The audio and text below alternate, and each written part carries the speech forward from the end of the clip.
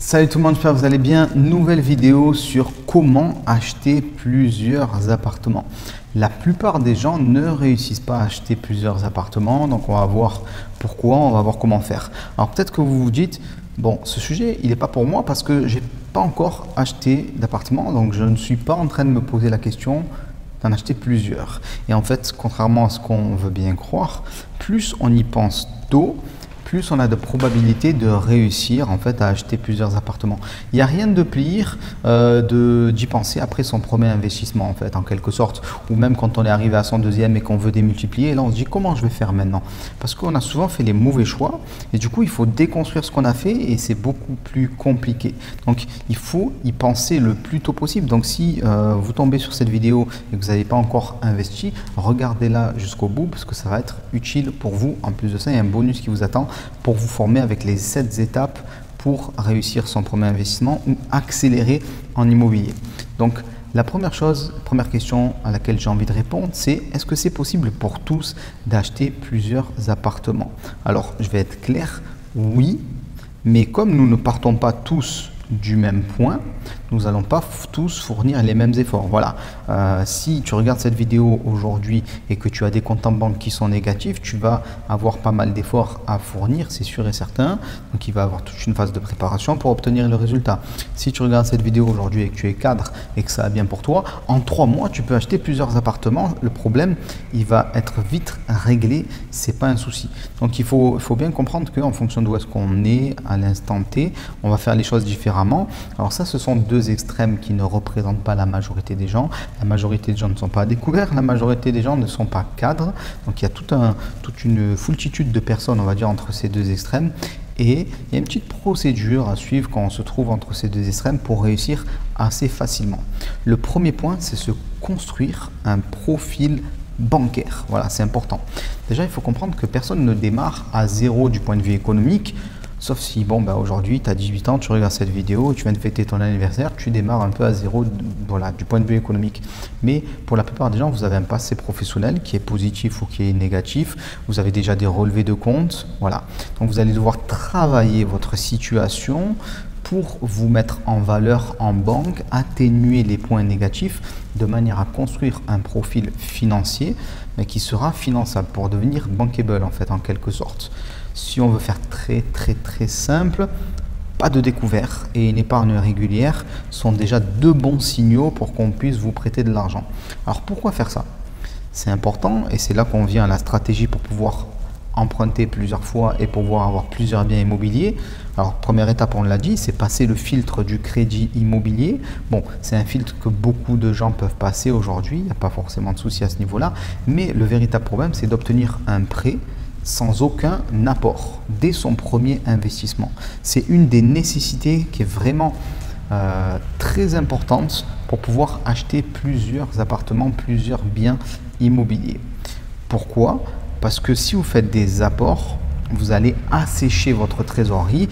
Rapidement, vous allez vous retrouver avec très peu de trésorerie et ça va être un signal très négatif pour la banque pour vous prêter encore.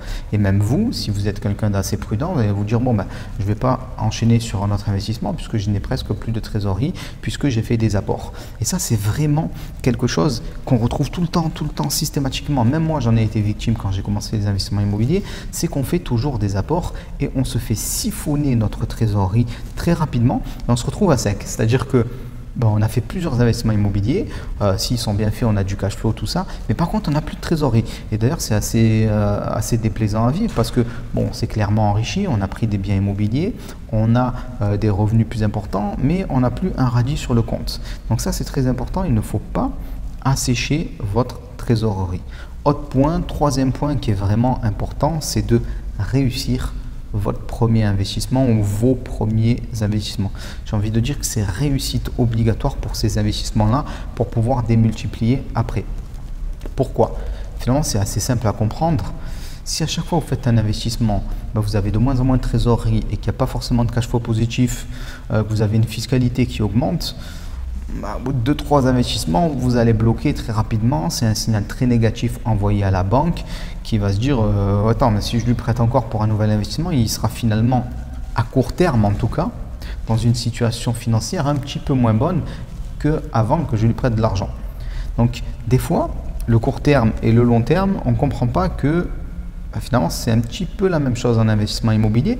La plupart des gens vont sacrifier le court terme pour le long terme. Ils se disent, bon ben oui c'est vrai, je fais des apports et tout ça, mais ça va payer plus tard. Plus tard, je vais avoir un beau patrimoine, j'aurai plus de revenus, ainsi de suite. Et pour pouvoir enchaîner les investissements immobiliers, il faut satisfaire le court terme et le long terme en même temps. C'est très important. Vous devez être plus riche le lendemain de votre investissement que la veille, c'est très important. Ça, c'est vraiment une nécessité, alors que la plupart des gens se retrouvent plus pauvres à court terme en privilégiant le long terme. Alors, c'est une attitude qui est saine. L'immobilier, c'est du long terme, on investit pour le long terme, tout ça, voilà, c'est bien. Je veux dire, le principe en lui-même, il est cool. Il n'y a pas de problème de voir les choses à long terme, mais il ne faut pas sacrifier le court terme parce que c'est dans le court terme que vous allez chercher vos financements, c'est dans le court terme que vous allez vivre et que vous allez pouvoir faire des dépenses ou pas. Aussi, c'est important, il ne sert à rien d'avoir un patrimoine immobilier, c'est pour vivre comme une personne qui n'a pas de patrimoine immobilier à un moment ou un autre, voilà. Alors ça, au début, on ne comprend pas. Moi-même, j'ai fait ce que j'appelle la fourmi pendant des années, c'est-à-dire économiser encore et encore et encore et encore, rien dépenser, voilà, pour pouvoir accélérer mes investissements. Mais c'est parce que je ne connaissais pas les méthodes d'investissement qui permettent d'emprunter sans aucun apport. Donc c'est très important. Une fois que vous avez tout ça en tête, que vous mettez en place tout ça, que vous revenez voir votre banquier, que vous lui montrez votre investissement, il n'y a pas de problème pour recommencer. Les gens se retrouvent bloqués en général et n'arrivent pas à acheter plusieurs appartements et à démultiplier parce qu'ils ont mal exécuté leurs investissements, ils ont fait une mauvaise exploitation, une fiscalité qui n'est pas maîtrisée, le bien est détenu un peu n'importe comment, souvent une sorte de LMNP pas très bien fait, mauvais choix de marché aussi très souvent.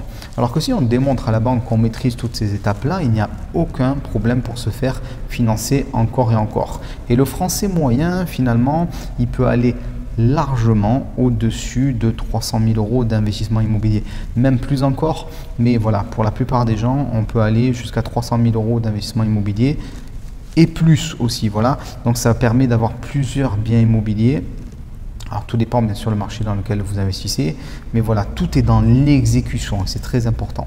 Donc si vous voulez exécuter correctement vos investissements immobiliers, il n'y a pas de secret, il faut vous former. Là je viens de créer une nouvelle formation depuis juillet, elle est toute nouvelle, c'est les 7 étapes pour commencer à investir ou accélérer le développement de son patrimoine. Donc c'est commencer de l'immobilier quand on part de zéro et se développer ou vraiment passer à l'étape suivante. En plus de ça, vous allez avoir un séminaire qui est offert. J'explique un petit peu les tendances de l'immobilier, donc en 2020-2021, les modes d'exploitation, comment maîtriser son marché. On fait aussi une étude de cas, donc sur un bien qui rapporte plus de 25% de rentabilité. Voilà, donc tout ça c'est gratuit, vous pouvez y accéder juste en dessous et ça vous permettra par la suite d'accéder à une nouvelle formation qui va sortir d'ici peu, 5 heures de formation immobilière. Donc je vous laisse regarder ça juste en dessous et on se dit à très vite. Ciao tout le monde.